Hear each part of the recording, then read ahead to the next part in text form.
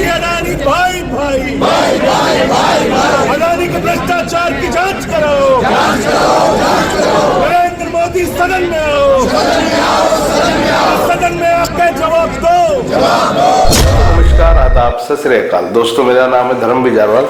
दोस्तों, आपने आज ये वीडियो देखी। इस वीडियो में आप देख सकते हैं कि आज तमाम विपक्ष ने संसद में खूब जमकर हंगामा किया, जबकि मैं शायद इन माननीय जितने भी नेता हैं इन सबको एक चीज बता दूं और साथ में हमारे देश की जनता को भी बता दूं कि जो संसद चलता है, इस संसद को एक दिन का चलाने का बहुत मोटा, बहुत अच्छा खासा खर्चा आता है, क्योंकि जितने भी लोग यहाँ पे काम करने आते हैं, जितनी भी सुरक्षा है, मंत्रियों की सुरक्षा है, फिर प्रधानमंत्री या सत्ता पक्ष से जुड़े हुए जितने भी नेता आते हैं सबकी सुरक्षा है, फिर सारा एक तामझाम होता है, एक अच्छा खासा सरकारी पैसा संसद को चलाने में खर्च होता है।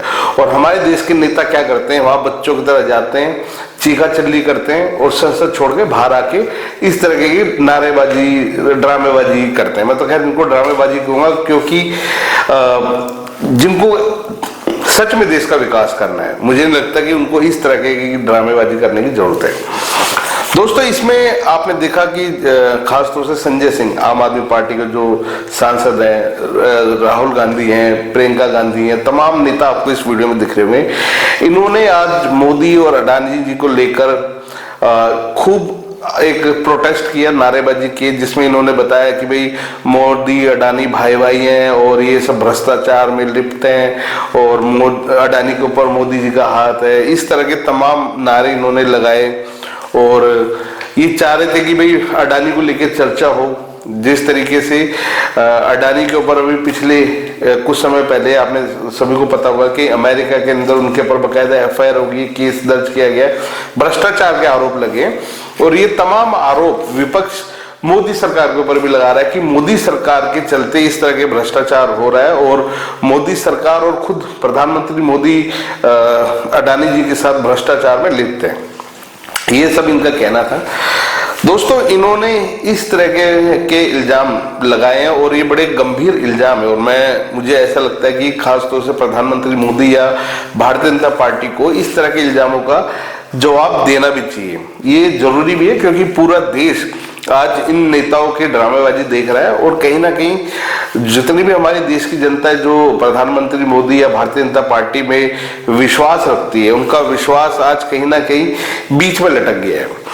दोस्तों, आज इनके इस प्रोटेस्ट में तृणमूल और सपा ने बिल्कुल भी इनका साथ नहीं दिया और वो लोग आए भी नहीं इनके इस प्रोटेस्ट के अंदर। सबसे मजे की बात है कि ये प्रोटेस्ट कर कौन रहा था। आपने देखा होगा कि संजय सिंह सबसे आगे खड़े होकर बैनर पकड़ के खूब जमकर मोदी अडानी भाई भाई इस तरह के नारे लगा रहे थे। दोस्तों, सबसे पहले संजय सिंह पे बात कर लेते हैं। संजय सिंह जो खुद एक भ्रष्टाचार के आरोप में जेल काट के आए हुए हैं, खुद भ्रष्टाचार के आरोप में जमानत पे बाहर हैं, जिनके ऊपर शराब घोटाले को लेकर भ्रष्टाचार के ऊपर केस दर्ज हुआ था। और कहने को तो ये भी कहते हैं कि ये मोदी सरकार की एक सोची समझी साजिश थी। ठीक है, मोदी सरकार की साजिश ही मान लेते इसको, चलो उनके पास उन्होंने एक साजिश करी और साजिश के तहत आपको गिरफ्तार कराया, आपको जेल में भेज दिया। अरे भैया, साजिश के साथ साथ वो सबूत कहां से लेके आएंगे? क्या सबूत बना दिए गए उन्होंने? अगर बना दिए तो आप जिन वकीलों को करोड़ों रुपए दे रहे थे, आपके वकील क्या घास काटने के लिए कोर्ट के अंदर जाते थे? आज संजय सिंह खुद एक भ्रष्टाचारी होने के बाद आज प्रधानमंत्री को भ्रष्टाचारी कह रहे हैं। वो भ्रष्टाचारी हैं या नहीं है, हम इस बात का ना तो कोई खंडन करते हैं ना ही इसका कोई समर्थन करते हैं। हमें उस चीज से कोई लेना देना नहीं कि वो भ्रष्टाचारी है या नहीं, ये एजेंसियों का काम है। पर संजय सिंह जी, आप तो भ्रष्टाचारी हो और आपके ऊपर ये ठप्पा लग चुका है। बकायदा हमारे देश की जो कोर्ट है, न्यायालय है, उसने बकायदा आपके ऊपर ये ठप्पा लगा दिया कि भैया आप भ्रष्टाचारी हो और आप भ्रष्टाचारी थे, इसीलिए आप जेल गए।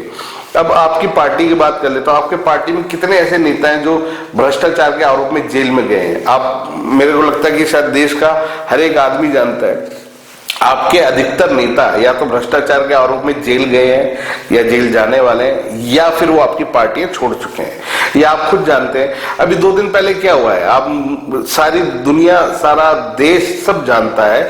आपके जो ये एमएलए साहब हैं नरेश बालियान, ये खुद गैंगस्टर्स के साथ मिले हुए दिखाई दिए। गैंगस्टर के साथ उनकी बातचीत का ऑडियो भी एक वायरल हुआ है, जिसमें साफ साफ दिख रहा है कि आपकी पार्टी का नेता गैंगस्टर्स के साथ मिलके बिजनेसमैन, बड़े बड़े व्यापारियों को, बड़े बड़े बिल्डर्स को धमकी दिलवाता है, बाद में उनका सेटलमेंट कराता है और हवाले के थ्रू अपना हिस्सा लेके बैठ जाता है।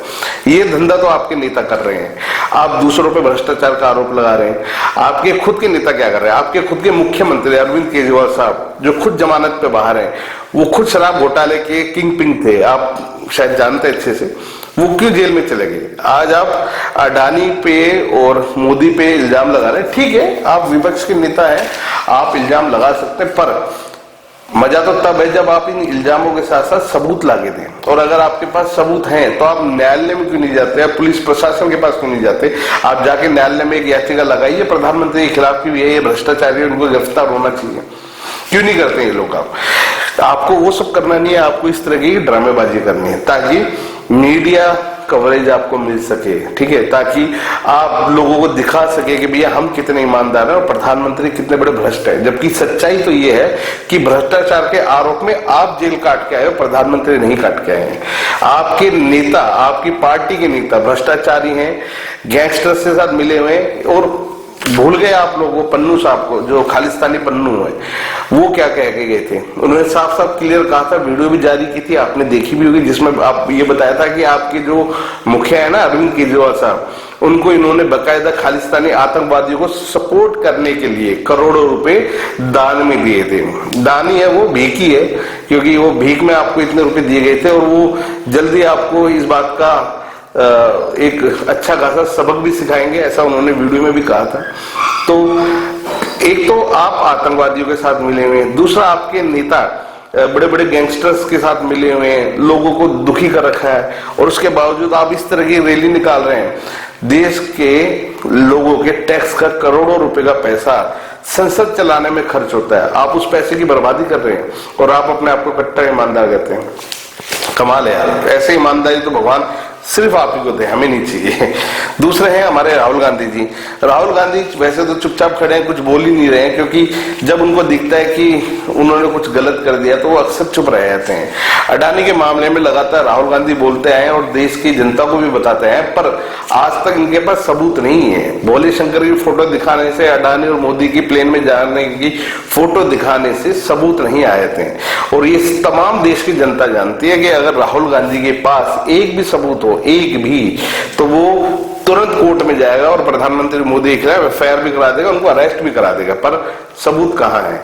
आप किसी के ऊपर इल्जाम अगर लगा रहे हैं, आप अगर विपक्ष के अंदर हैं, ठीक है, विपक्ष के नेता का काम होता है सरकारों को क्रिटिसाइज करना, उनके हर अच्छे बुरे कामों पे उनकी आलोचना करना। ठीक है, आलोचना करो, पर आलोचना करने के साथ साथ आपका यह भी फर्ज बनता है कि अगर कोई सरकार अच्छा काम कर रही है तो आप उसकी तारीफ भी करो। खैर, तारीफ तो एक दूर की बात है, आप लोगों ने तो प्रधानमंत्री मोदी से जो अपनी पर्सनल खुंदक है, पर्सनल लड़ाई जो है, उसको निकाल रहे हो। यार, कांग्रेस ने कभी कुछ काम नहीं किया, कांग्रेस ने आज तक देश के अंदर क्या हालात करे वो सब जानते हैं। उसके बावजूद ये जो आज कांग्रेस के जो हालत है ना, कि कांग्रेस को एक सीट मिलना बड़ा मुश्किल हो रहा है, हर चुनाव में ये हारते हैं, हार का मुंह देखना पड़ रहा है। उसका कारण सिर्फ यही है कि इन्होंने देश के अंदर कोई काम नहीं किया और देश की जनता ने इनको आईना दिखाया है। अगर देश की जनता इन्हीं के कर्मों की वजह से इनको चुनाव हरा रही है तो उसमें प्रधानमंत्री मोदी की कहां गलती आ गई? आप महाराष्ट्र में चुनाव हार जाते हो तो आप कहते हो भैया ईवीएम में घपलेबाजी है, ईवीएम में इन्होंने कुछ हेराफेरी कर रखी है। कई जगह आप जहां चुनाव जीत जाते हो, झारखंड वगैरह में जहां आप चुनाव जीत गए हो, आपके गठबंधन की सरकार चुनाव जीत गई है, वहां आप कहते हो नहीं ईवीएम ठीक है। मतलब चिट भी अपनी और पट भी अपनी। ये कैसी दोहरी राजनीति मेरे आज तक समझ में नहीं आई है कि आप चुनाव हार जाओ तो ईवीएम की गलती है, ईवीएम में गड़बड़ है, और चुनाव जीत जाओ तो ईवीएम बढ़िया है। कमाल है हमारा देश। अब दोस्तों, आम आदमी पार्टी और राहुल गांधी का एक बड़ा दोगला चेहरा मैं आपके सामने आज पेश करने वाला हूं। आप सभी जानते हैं, इन्होंने पिछली बार जब चुनाव हुए थे तो एक महागठबंधन बनाया था, तमाम पार्टियां उसके अंदर जुड़ गई थी। उनका मोटिव सिर्फ ये था कि भारतीय जनता पार्टी को किसी भी तरीके से हरा दें। खैर, हरा तो नहीं पाया, हरा ही नहीं पाई, और मेरे को लगता नहीं कि आने वाले समय में भी ये कभी भारतीय जनता पार्टी को हरा पाएंगे। पर हुआ क्या? गठबंधन कर लिया, नहीं हरा पाए। अब आज वो गठबंधन कहाँ है, उसकी हकीकत क्या है, वो मैं आपको आज दिखाता हूँ। दिल्ली में अभी जनवरी में चुनाव होने वाले हैं, जिसके चलते बकायदा केजरीवाल साहब ने पता क्या कहा, सुनिए। विधानसभा चुनाव की अब सुगबुगाहट शुरू हो गई है, गठबंधन की लगातार बातें चल रही हैं, तो क्या दिल्ली में कोई गठबंधन नहीं होगा? ये कहा केजरीवाल साहब ने, इन्होंने कहा कि हम कोई गठबंधन नहीं करेंगे। मतलब आज इनको दिख रहा है कि हम चुनाव जीत जाएंगे तो कांग्रेस जाए भाड़ में, कांग्रेस से अब कोई गठबंधन नहीं करना है इनको। जहां हरियाणा में जब इनको पता था कि इनको एक सीट मिलना मुश्किल है, वहां ये गठबंधन करने को तैयार हो गए थे। तो जब इनको एक दूसरे को पर विश्वास नहीं है तो देश की जनता क्या इनके ऊपर विश्वास करे। मैं ये आज देश की जनता से ही पूछना चाहता हूं कि जो ये नेता जो आपको कहते हैं, आपको विकास की बड़ी बड़ी बातें करते हैं, आपको बड़ा बड़ा अच्छा एक सुनहरा भविष्य दिखाते हैं, ये नेता जब खुद एक दूसरे के सगे नहीं है तो आपके सगे कहां से होंगे? ये क्या आपका विकास करेंगे और कैसे मतलब आने वाले 5 सालों और आपको बेवकूफ बनाएंगे? आप इसी चीज से लगा लो।